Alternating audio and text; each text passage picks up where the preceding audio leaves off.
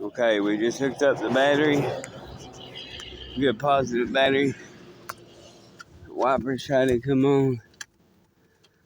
I've got gauges lit up all across the dash. I got it in part.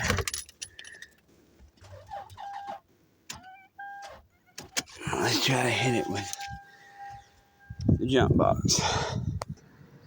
Okay, here we go with the jump box. Let's see what she does.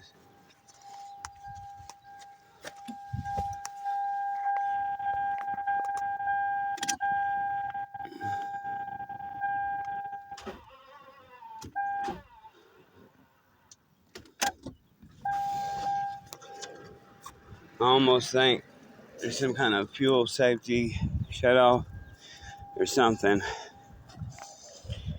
But we'll see. We may end up just flipping it over, cutting the Cadillac converters off.